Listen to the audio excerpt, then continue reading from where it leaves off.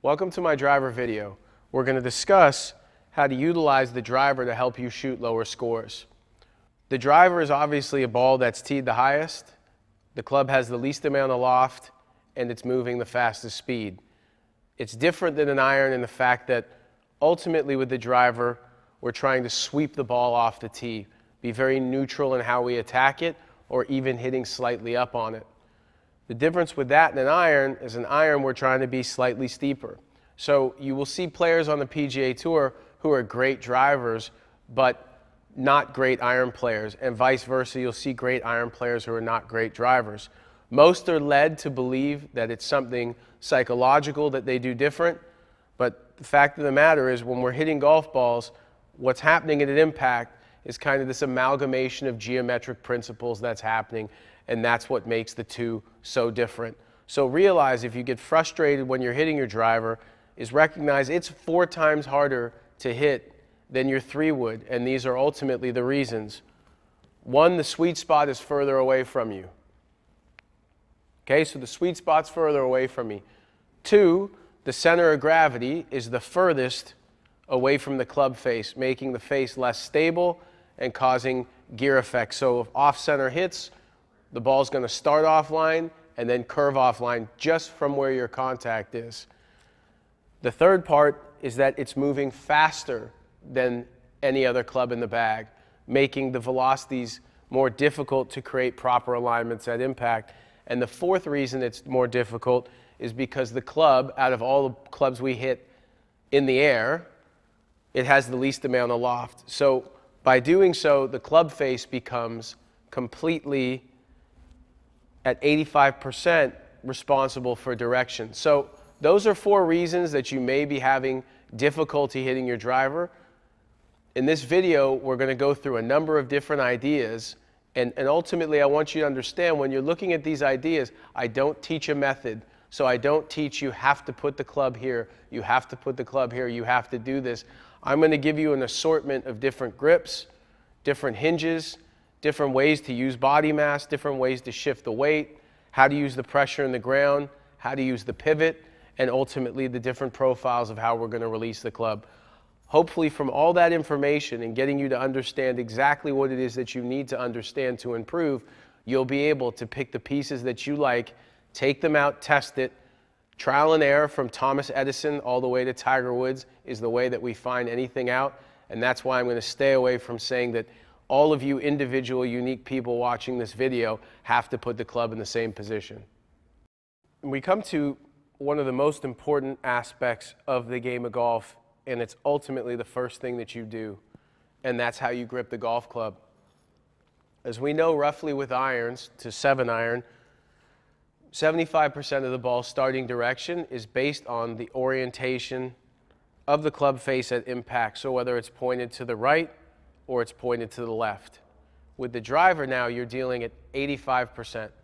So at 85%, that means that more than 3/4 of the success that you're going to have in a golf shot is going to be due to where the face points at impact.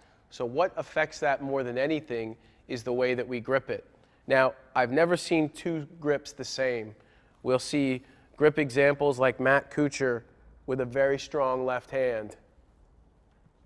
The right hand's strong as well. So Matt Kuchar is going to have what looks like, obviously, a shut club face. So when the club face goes back, you can see the loft is pointed at the ground.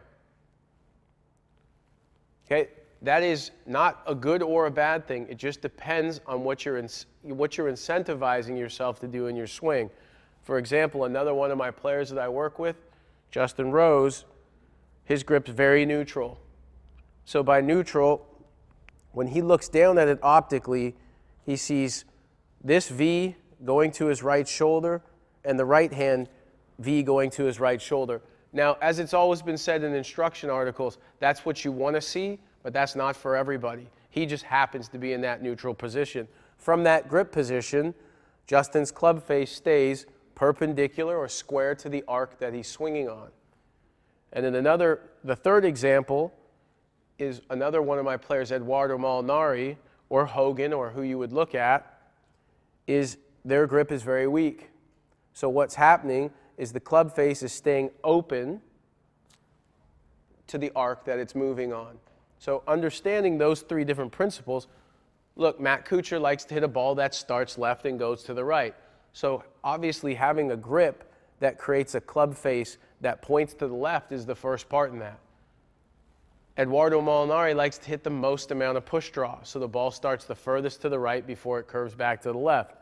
So by getting a weak grip in there, he ensures that the orientation of the face coming into the target is obviously right of the target. Matt Kuchar's is slightly left. Justin Rose's is very square. So let's look deeper into what's happening at the wrist and what's occurring. So when Matt Kuchar grips it in the strong position there, this lead arm is already pronated. The wrist is already in extension. So when he sets up to take the club back, just the grip alone is going to create a little bit of a different hinging pattern for him. When Eduardo starts off to go to the other end, with his left hand weak or counterclockwise, right hand counterclockwise, when he takes it back from here, he's already in supination and his wrist is in ulnar deviation. So when he takes it back from there, we're going to see a completely different effect on the takeaway. So you want to make sure that your grip is working with the way you're creating leverage and hinging in the backswing. Now, ideally, when we're talking about that's face position and how that's going to affect it, that obviously is going to have a lot to do with direction. Now, when you're getting into the grip itself, you'll hear so many things: grip it, overlap. Okay? So by overlap, the pinky's on top of the index finger. I would advise that for people who have hands on the average to larger size to do that. Then we've seen an example of that is an interlock, where the pinky finger and the index finger lock into each other. And then I think if you have smaller hands, what I taught a lot of kids, and I've taught a lot of players in general, is a 10-finger grip.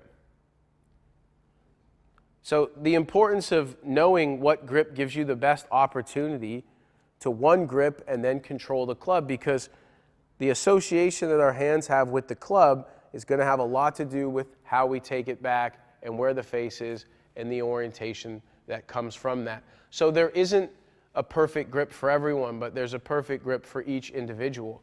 So by looking at it, if you feel like you want to get your grip slightly stronger, then you have to take the grip more through the tips of the fingers there. From there, it allows my hand to get on top. All right, and just by looking at this Nike glove, you can see if I take it in the palm of my hand, these lines right here are hard to even detect. If I take it in the tips of my fingers, so I'm basically at a slight diagonal through the middle of my fingers, you can now see these two lines are much more this way. So rather than just accepting that you have to see two knuckles on this hand and the V's are pointed at your right shoulder, you can play around with different types of associations to see what you're getting. And as I always say, trial and error is the key to success. So by doing these different things, knowing where you're hitting it and why you're hitting it there is going to be helpful you to find your ultimate grip. Now, from a neutral grip, it's still taking the same diagonal, but now it's a little bit more through the knuckle side. So once I rotate my hand onto it there, you can see these lines here. And that puts me into that position. And then if I take it the most in the palm, so if I never wanted to hit another hook for the rest of my life, I would take it the most in the palm. And then when I start down, I mean, I feel like I'm holding a putter there. But from there, it's going to be very difficult to get the face pointed to the left. So what you have to do is figure out, by playing around with your grip, these different grip positions are going to change the face position, which in turn is going to change the start line. And I think that by getting a good grip, the way that is going to help you and hit the shot that you want to, from there you give yourself incentive to create a path that matches the face position. One of my favorite sayings in golf I learned from a biomechanist in 2000, and he said that you can't fire a cannon from a canoe. So that leads us into the point of stance and the importance in stance.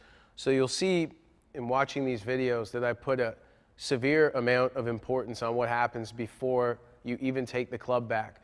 Because in so many occasions, from a tour player level all the way to an amateur golf level, a beginning level, no two people stand the same, and then no two people really recognize the effect that the stance is going to have on how you hit the golf ball. So when we get to a driver, the importance is that, one, we're going to be creating more torque throughout the body than we will with an iron. And then two, when the club's moving the fastest, we need to have the greatest foundation. So from a stance standpoint, if someone sets in to hit a driver like this, it's just too narrow. So what happens is the longer the club is, the more momentum it creates. The more momentum it creates, the more I need to utilize my core to be stable during the golf swing in rotation. So kind of a simple point that I like to do with people is if I start them from here and I tell them to jump and to land, typically they land into a position subconsciously that's going to support where they need to be. So the issue that we can get to is if we get too narrow in our stance, it can cause us to move our axis of rotation. So just picture the spine as this central steel pole. From here, it's going to be difficult to stay centered because I'm going to move quite a bit with the momentum of the club. The other thing that's going to happen from here is I'm not going to be able to use my legs in the driving phase as much because it's too narrow. Now, the downside of getting too wide is once a player gets too wide, they then lose the ability to have rotation in each hip, externally and internally, and internally and externally there. So if you get too wide, you're going to have an issue getting enough rotation to create an arc this way, and then you'll have issue in getting through the shot as well. So finding in stance the best way to do it is, once again, hit a bunch of shots with it too close together. See what the result is. Then get where your stance is too far apart. But ideally, we're trying to use this stance to create a stable base for what we're going to move against. Now, in the stance, we're talking about pressure in the feet. So what I've seen by using my swing catalyst and measuring so many different tour players is we're seeing, even with driver, that in the stance, up to 60% of the pressure's in their left leg. Now, remember, I'm referring to pressure, I'm not referring to weight shift. So this would be the visual of the pressures in the forward foot. This would be the visual of that the weight is in the forward foot. Okay, so most of those players are starting anywhere from 50 to 60% of the pressures into their left foot. So remember, be careful in looking at in front, because I still feel like that I look behind the golf ball even though I start there. And the reason we start the pressure in the left is because if I'm going to move the pressure into the right, I have to have something to push off. So as I'm in here in this position at 60-40, feel like the stance is a little wider than my shoulders, it's going to be able to support the dynamic aspect of my pivot. So when I get into this position here, from here at 60-40, by the time I get to the top of my backswing, I'm going to be pushing into the ground at 80% here, and there'll be 20% here. As I'm moving back into impact, it's now going to virtually be 80 on this side and 20 on this side. So you need the stance to allow you to do the dynamic things, the athletic laterals from side to side, and then have you in position where you're able to create the vertical movement against the ground as well to help create torque and velocity. And the last effect that stance is going to have on what the golf ball is doing is we need to realize that the target line that the ball is on is the base of our plane. So basically a plane is where two lines intersect at a point. So from this standpoint, when I'm here, if I get in, and from down the line you can see that if my heel line is closed off, so now my stance line is this way, that's going to have quite a huge effect on the direction that the club is going to swing through the ball. So I wouldn't say generally, but in many cases, this is going to create, obviously, the club coming more in and the club swinging more out. Vice versa, if I get my heel line too open, so this is creating the movement of where that circle's pointed. From there, the tendency is going to be that the club is going to move too out to in. So you don't want to have to overwork on your swing plane and everything you're doing with the way you're hinging the club and how you're moving the hand path around you. If you start so open and so closed, you're going to recognize that in doing those things, it's going to make the club move more to the right and more to the left. And if you look, you do have to find your own distinct focus on width of stance and direction of stance, because even the great Ben Hogan had an open stance with his short irons and a closed stance with his driver. So it's recognizing that Lee Trevino hit a draw from quite an open stance. Fred Couples had a very open stance and started the ball way to the right and cut it. But looking at the different stance of those players, realize that 8 out of 10 players on the PGA Tour and on the LPGA Tour, they all stand very neutral. So if we measured them from 20 inches across and the heel lines being neutral, 8 out of 10 players are going to be standing very similar. So even though there's outliers who did it a completely different way and hit a completely different shot shape, in most cases, 8 out of 10 are doing it in complete neutrality.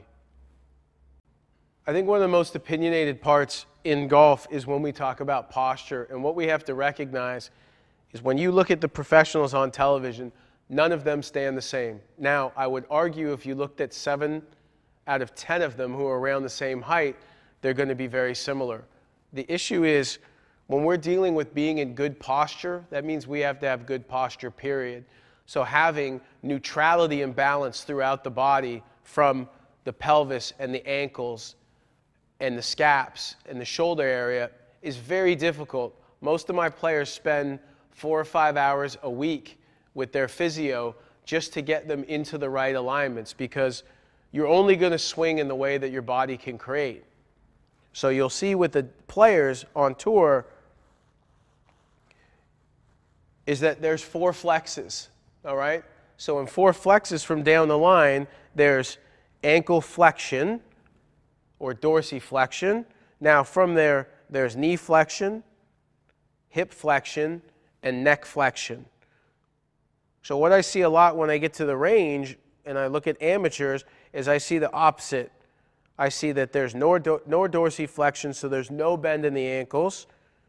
Then there's too much bend in the knees, and there's not enough bend in the hips and not enough bend in the neck. So from there, from that different stance and that different posture, if I go from here to here, I'm going to dramatically affect the movement of the club on the plane, moving down through the ball, up through the ball, but recognizing that this is something you have to work very hard at, because in our society of working 60, 70 hours a week, we're always compromising our posture because we're always seated.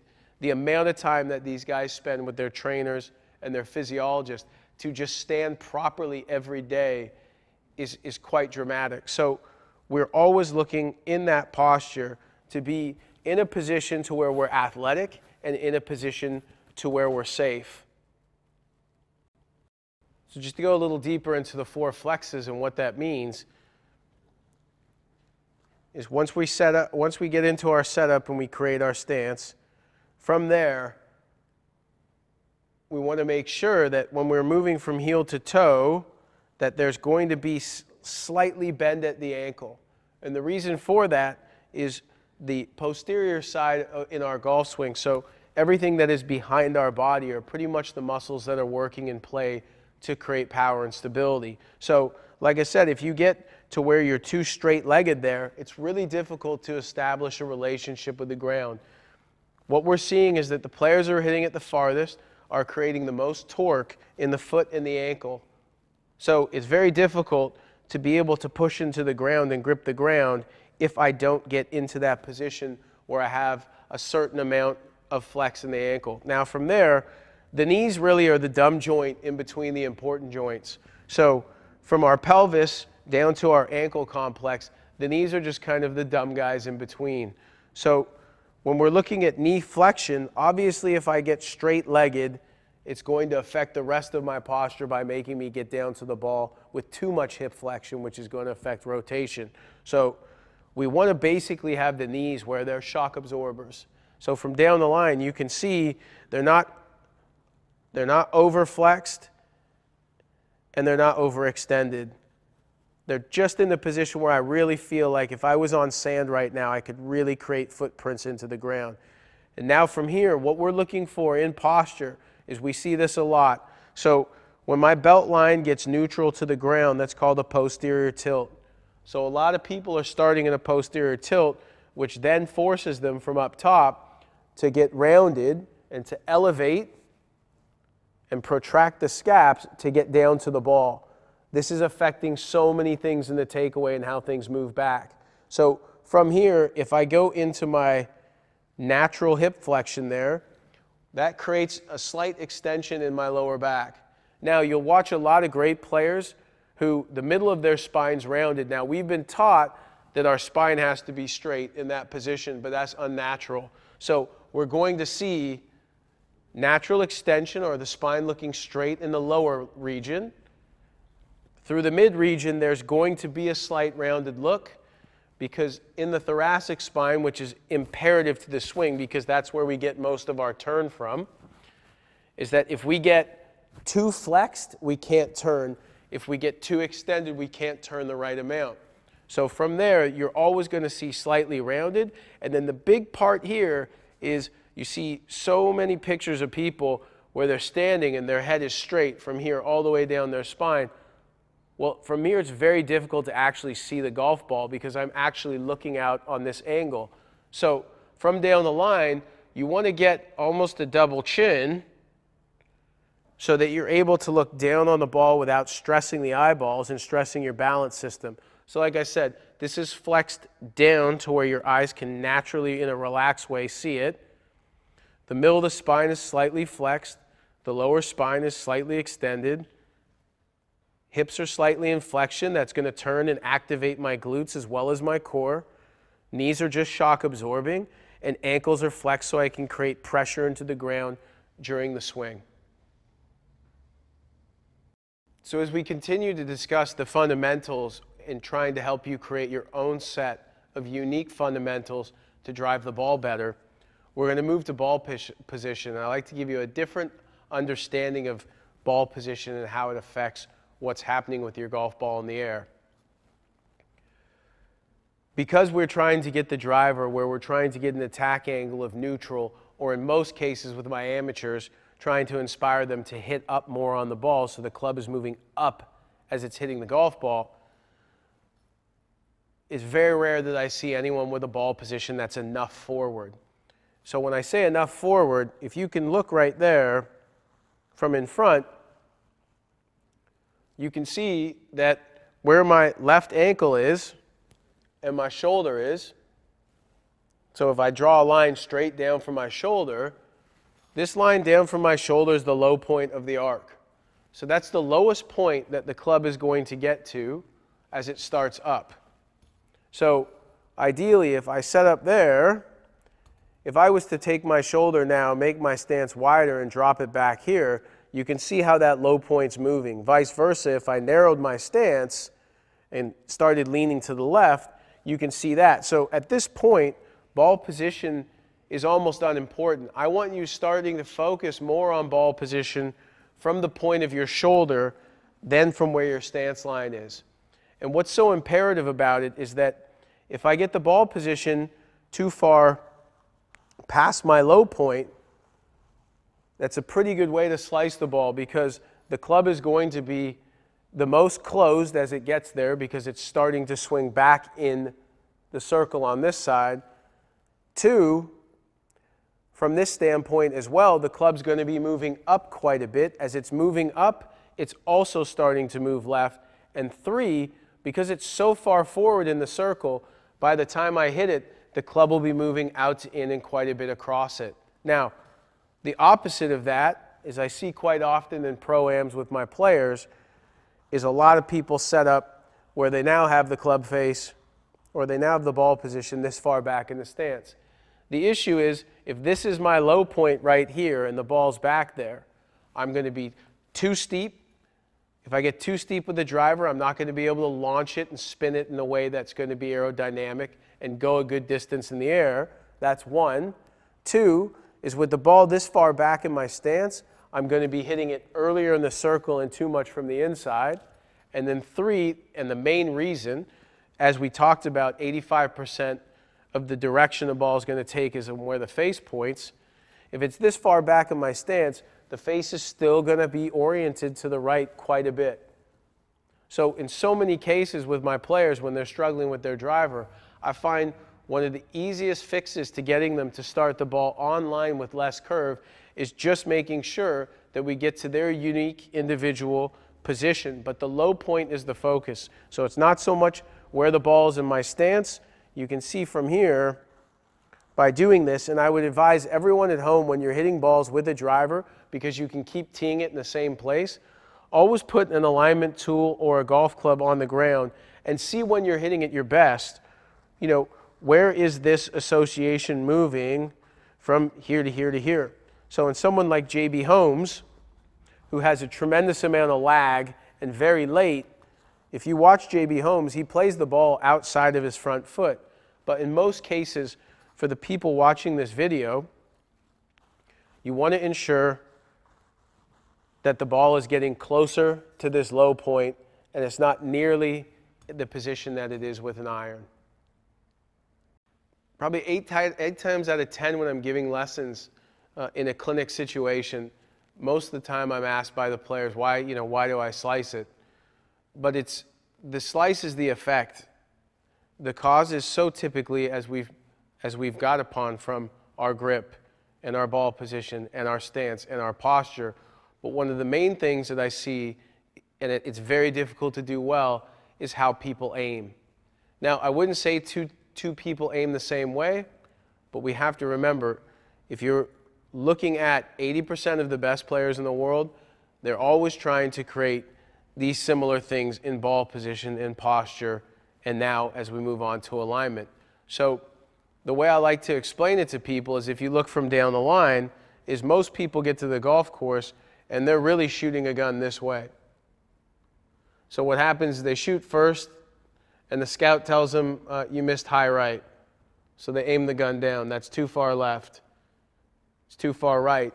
And one of the issues with alignment as well is that if we get our alignment that out, so if you look from down the line, if we get the gun pointing this way rather than looking straight down the barrel of it and through the scope, we have to keep making manipulations in the movement or positioning of the barrel. Well, the same thing is happening in golf. So most right-handed golfers get aimed way right of the target.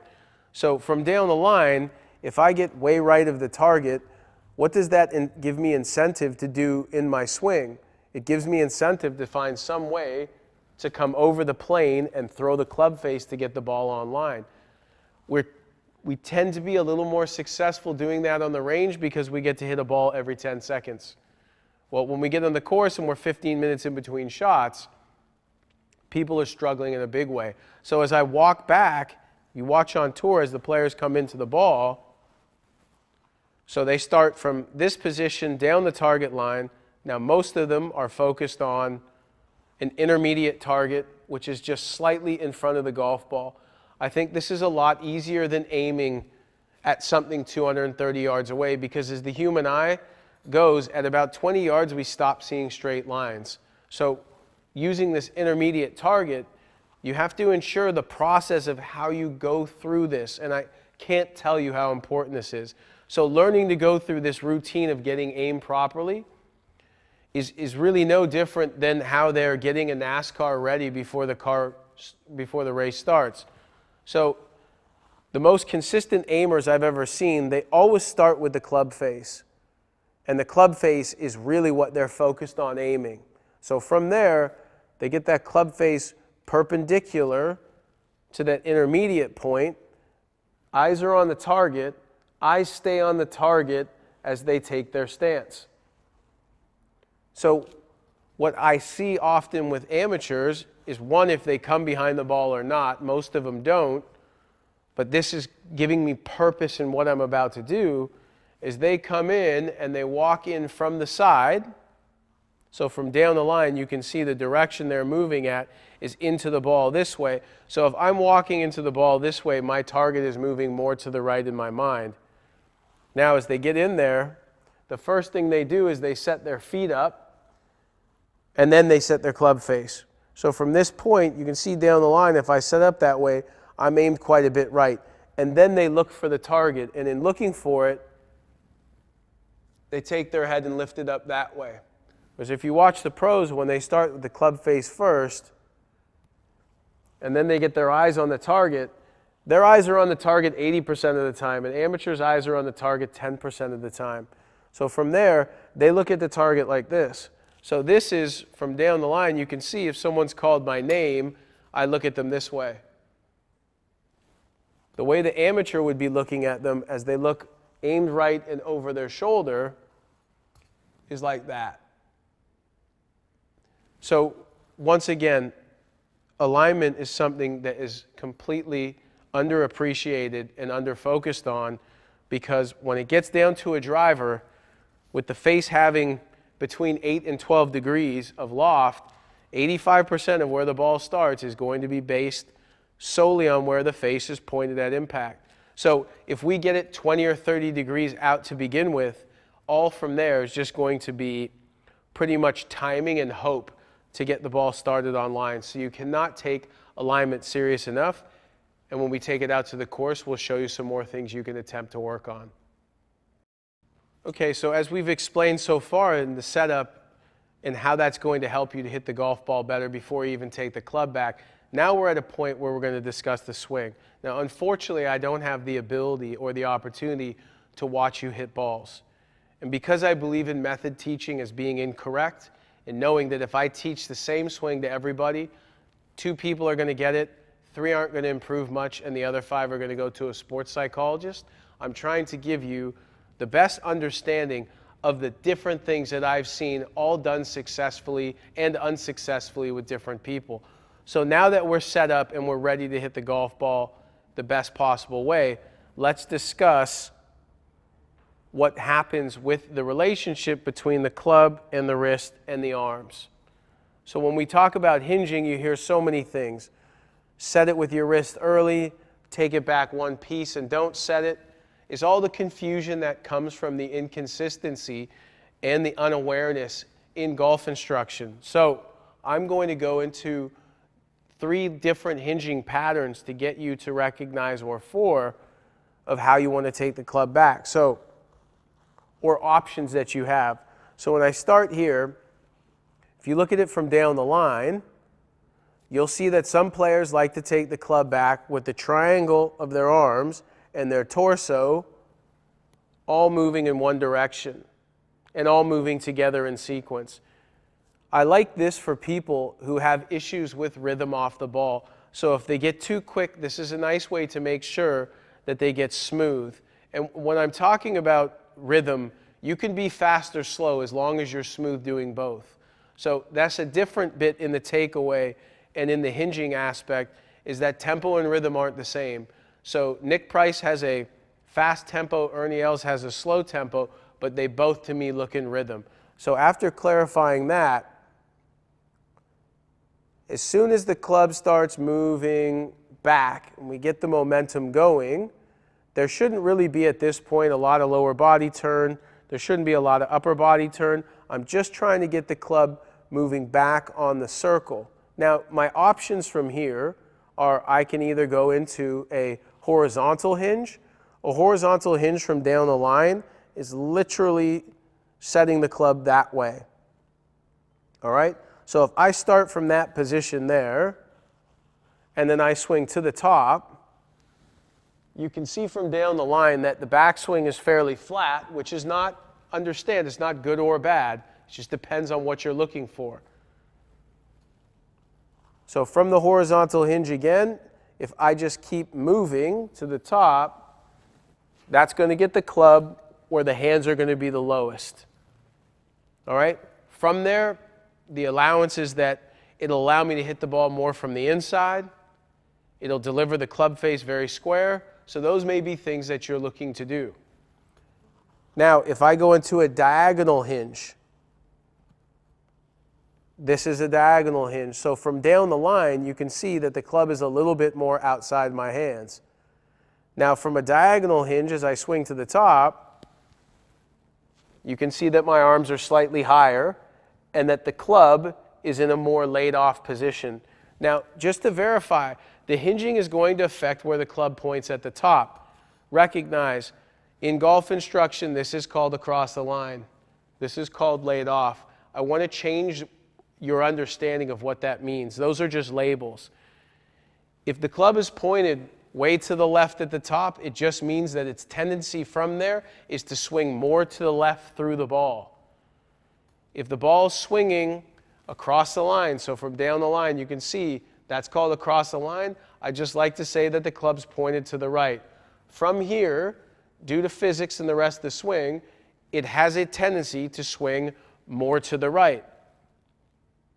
So the more I get into hinging the club horizontally to an extreme, if I swing up from here, that club could be more pointed to the right. For slicers out there, that might be a great way for you to learn how to turn the ball from right to left. So once again, if we get out of methods and we start explaining what these orientations are doing, the more the club points to the right, the more it can swing to the right. The more the club points to the left, the more it can swing to the left. So do I want to see a slicer who's upright and laid off? Probably not. So once again, as we go into that diagonal hinge, there, as I keep turning to the top, from there, you can see that the club is pointed slightly left, or what would be very close to on plane, and that I'm a little bit with my arms more in front of me. Then we get into a vertical hinge, which you don't see as often. But a vertical hinge is literally the player moving the club straight up. So one of the examples that I have from the PGA Tour, from down the line, you'll remember Ryan Moore would actually start from here. And the reason that he did it is it would keep the arms the most up and get the club very much on plane there.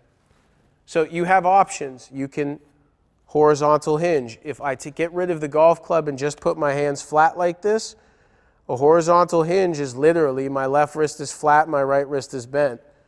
From a diagonal hinge, think about hinging that 45 degrees.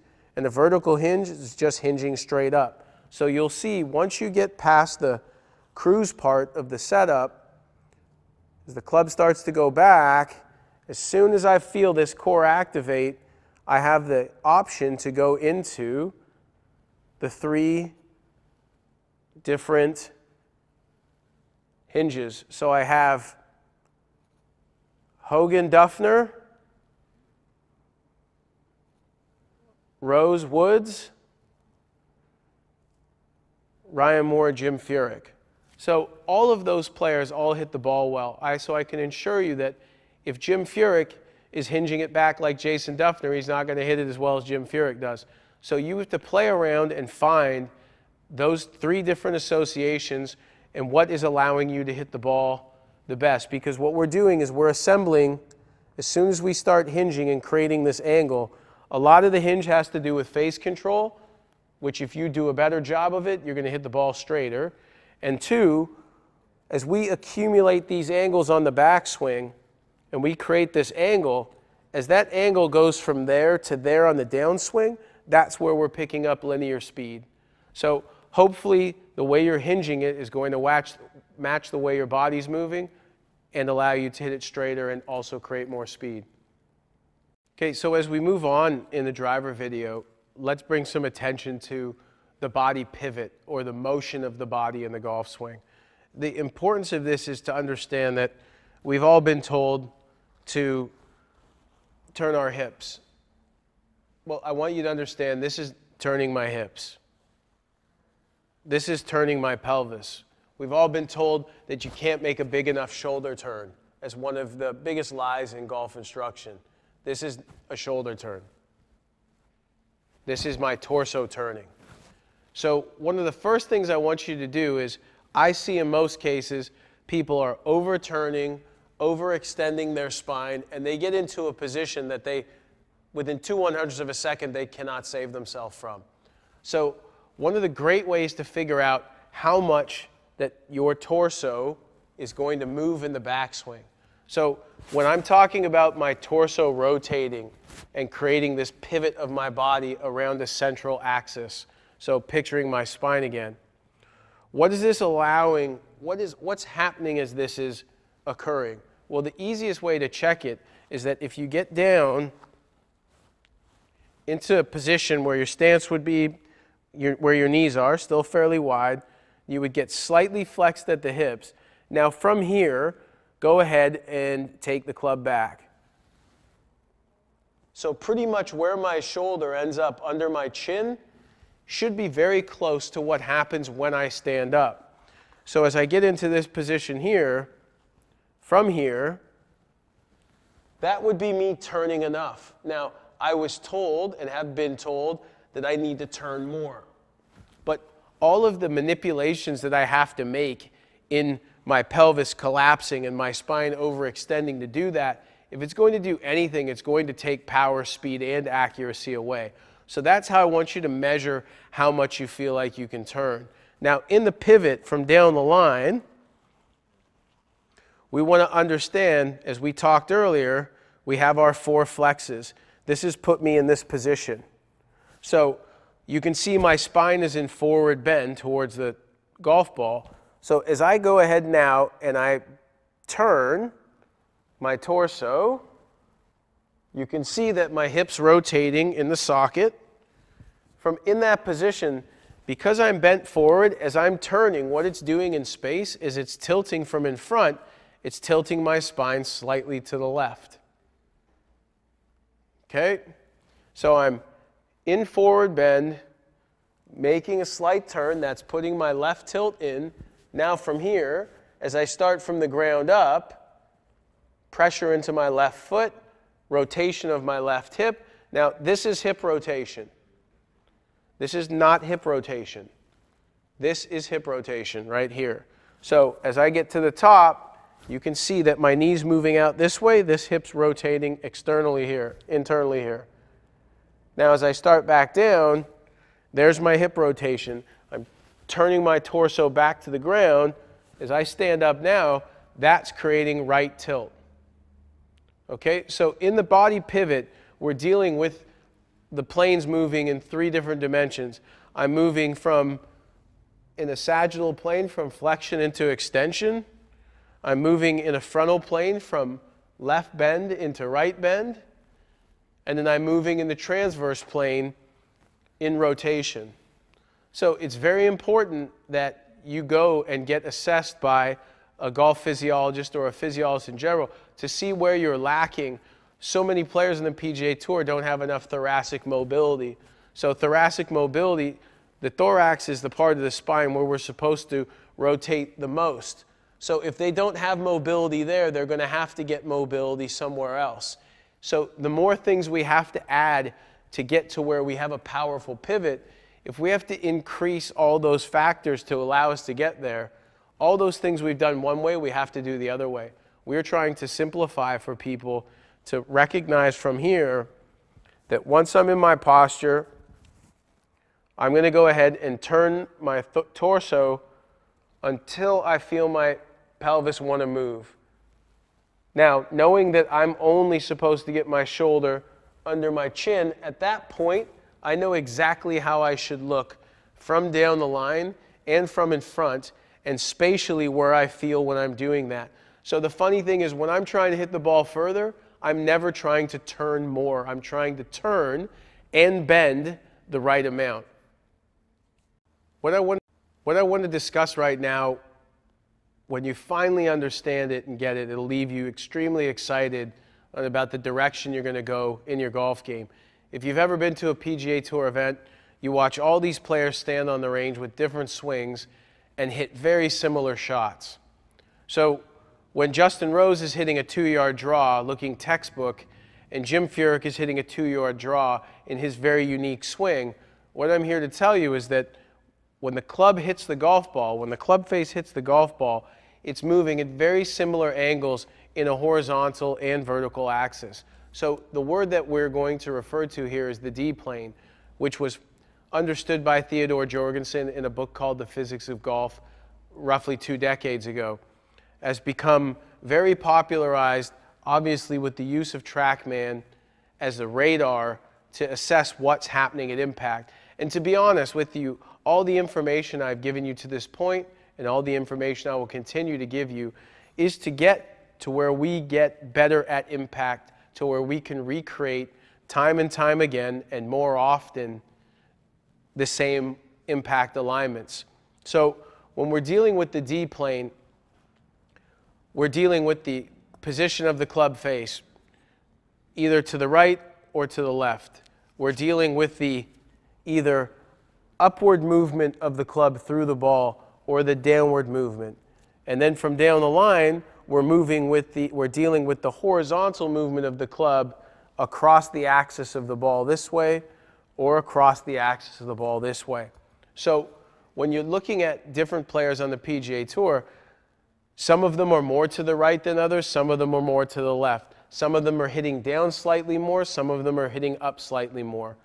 Some of their club faces pointed more to the right, some of their club faces pointed more to the left. So all of this information that we're going through is to kind of give you a fighting chance at recognizing, moving forward, how you can get to be more consistent on a daily basis, and recognizing that the D-plane is an unbelievable starting point for your knowledge and awareness to recognize that all 2 swings aren't created the same, but every single impact position is measurable, and we've seen people with an upright backswing hit a draw. We've seen people with a flat backswing hit a draw. So the more you understand these alignments of face, path, and angle of attack, is the clearer it's going to get for you when you go to the range to fix your errors. And as we move on to one of the catchphrases in professional golf television now is the word angle of attack. I want to help you clarify what that is. Understanding at this point right here from in front, you can see how parallel that is to the ground. If my club came in and as it was coming into impact, it was parallel to that, I would have a neutral angle of attack, so we'll call that 0. If the club was moving up into the golf ball, now that's a positive angle of attack. I'm hitting up more. Now, if the club is moving down through the golf ball, that's a negative angle of attack. So what we know is that if I'm swinging at 100, why is it so important for you to learn to be able to hit up on the golf ball, to hit the golf ball further? And remember, hitting the golf ball further is probably more important than hitting it straighter. And the reason I say that is if you take the top 5 longest players on the PGA Tour the last 5 years, they average 21st on the money list. If you take the top 5 most accurate, they average 123rd on the money list.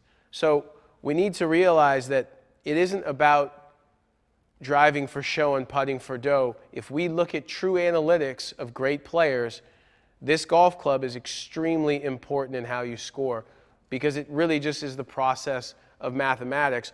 The closer I get to my target on a hole that's measured in distance, the more opportunity I have to do it in less strokes. So ideally, most of the amateurs I see, they hit down quite a bit on their driver, or they also hit up on it but the wrong way. So what I mean is they hit down on it because they play the ball too far back. So this is the first thing we're going to do in talking about steepeners. So steepeners are things that are going to increase our angle of attack hitting down on the ball. So as we talked earlier in the video about the low point of the arc, look at where the low point is versus that. So what I see from this ball position is people end up going this way to get the ball up in the air. So even though they may be shallow and slightly hitting up, it's not really an effective way to do it. So that's one steepener. Now, if we go from in front still, if I set up and I do this with my hands, which I see every day, that's another steepener. So that's another thing that's going to allow the club to keep moving down on the ball. Now, if you look at from the down the line camera, the arm swinging straight upright in the backswing is also a steepener, all right? So from this position, and this position, in 2/100ths of a second, I'm going to have massive manipulations. The more manipulations, the less consistent. So from those steepeners, we have one left from in front. If I'm going to the top of my swing and I'm putting a lot of pressure and bend into my left side, that's going to be a pretty big steepener as well. So in those 4 positions, you're behind the 8 ball before you even begin. So now let's talk about shallowers. And the reason that this is exciting for you is if you swing a golf club at 100 miles an hour, all right, saying that the face and the path, so the direction of the face, and then the movement of the club is the path as it moves through the ball. If they were both at 0, and I hit 5 degrees down on a driver at 100 miles an hour, I'm going to end up carrying the ball about roughly around 235 yards. Now, if I change that by 10 degrees and I'm hitting up now 5 degrees, so I went from 5 degrees down to 5 degrees up at 100 miles an hour, my carry is going to be around 260 yards at 5 degrees up. So you're looking at almost a 30-yard difference with just the movement of the club downward through the golf ball or upward. So what it's doing is understanding when you get too steep, it's not that you're not creating speed. The issue is with this loft, with the club coming in at this angle, so much of the momentum I've created during the swing is not transferred into the ball, and that's why the ball is going short. So being steeper or shallow isn't a function of club head speed, it's a function of transferring club head speed into ball energy. So for my shallowers now, as we talked about earlier, if I get the ball position too far forward, I'm going to be able to be more shallow, but it could cause me to create a little bit more of a slice. So we still want to focus on the ball position basically under the left shoulder. So recognize with this, you'll see people who take a narrow stance. Well, my left shoulder's still in the same place. Now, my ball position can move slightly back, but if I have a wide stance, my low point is still in the same place. So always focus on this when we're dealing with shallowing. So as long as the ball is further forward in the circle here, all right, that's one shallower. Another shallower is from here if I'm to move and push my hips in a frontal plane towards the target. Look at what's happened in the inclination of my spine. So it's moved more to the right. Where's my low point moving? It's moving this way more. So that's another shallower. As we talked about the bending of the spine. So if you look from in front, as when we got steep, we had a lot of left tilt. Well, what about in the backswing if from here, as if I have right bend and slightly moving in forward flexion. So look at how far my low point is from the golf ball right now. All right? Now these aren't, I'm saying the way or the best way. You need to find what you can use to help yourself out. So one shallower ball position, two shallowers moving the hips forward to create right side bend in my setup. Okay? Now, if I got my hands down the line as low and as flat as I can, that's also going to be another shallower. Okay? And then the final shallower is always imagining that if a pole's moving through my head, is as long as my head stays on the trail side of that pole, not only is this low point moving up, if it's moving up, the club is going to be moving up. If it's moving backwards, the club is going to be moving up. So if my left shoulder is working in my swing up and around me, I can ensure that my low point isn't moving forward, and which is allowing me to shallow it. So remember, a 30-yard carry is a pretty good reason to go out to the range and assess ball position shallower, spine tilt shallower, flatter backswing shallower, more into out shallower, and seeing Which one helps you to be the most consistent and the most effective in making these changes? Okay, so in continuation with the driver video, is now important to talk about the actual club itself and why you've had drivers that worked for you and why you have drivers that don't work for you. What we're seeing with the movements of every golf manufacturer is to create a driver that's going to allow people to have a high launch and a low spin. And you hear that used all the time on TV. And I'm glad to be able to explain to you finally what that actually means. So why would I want a high launch and low spin? If you look at a golf ball, you will see the way the dimple pattern is. The reason that the dimples look the way that they do is because air gets trapped in the dimple. That's what keeps it in lift, okay? Now, two things affecting the flight of the ball mainly are lift and drag. So if I have a high launch, I have a lot of lift. If I have low spin, I have decreased drag. So what I'm doing is I'm being able to use the ball's time in the air to stay in the air and the absence of drag to be an absence of friction and resistance. What I see so often when I'm out watching amateurs play is that their ball launches extremely low and spins at a high rate. So what's happening is, once again, you're just not getting the most out of the speed that you're creating. And recognizing how the driver is designed and why this occurs is very, very important. So if you look at the driver and the way that it's designed, it's got bulge and roll. So by looking at this, it's recognizing the more the face, okay, on the heel side of the face, you can see that on the heel side of the face, that the face position is pointed the most to the left, okay? Now, on the toe side of the face, it's pointed the most to the right. And this is one of the reasons that modern technology is trying to help players, is because if I hit it, if this is my sweet spot or the center of percussion, which is really the size of a pinprick on this driver face, the more I hit it to this side of the face, because of gear effect, the more the ball is going to create a right to left spin. So knowing what we know is that the club face is getting the ball to start with direction. How the manufacturer tried to help you is, if you hit the ball on the right side of the face, it's going to cause a hook spin.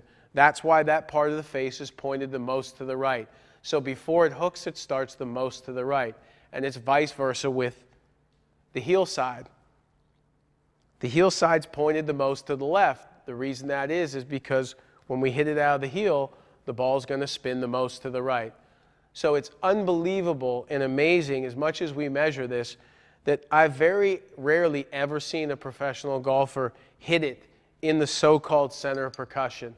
Because if you think about it, one of the most difficult things about a driver is that the club is going 2, 4, 6, 8, 10, even 12 feet in the backswing.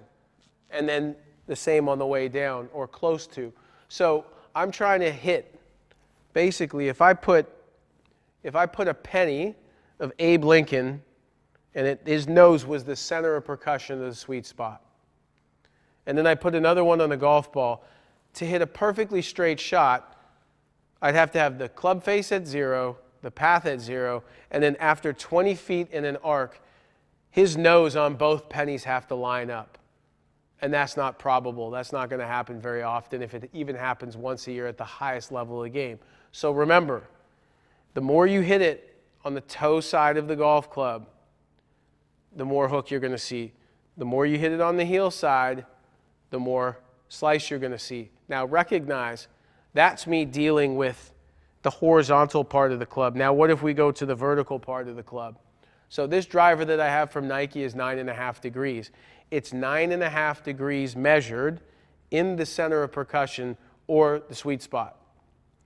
If I hit it lower on the face, I'm going to have a lower launch with more backspin. So just as hitting it to the right on the face makes it go left, and hitting it on the left side of the face makes it curve right, hitting it low on the face makes it spin up, and hitting it high on the face takes spin off. Once in a while on television you hear the word top spin. Trust me, no ball in the air has topspin or it wouldn't be in the air anymore. So what you're trying to do is, and you can do this quite easily, if you go to the store and get Dr. Scholl's foot spray, and in the coming parts of the video you're going to see this done, I spray the club face, all right? It wipes off in 10 seconds, so don't worry about the club being dirty.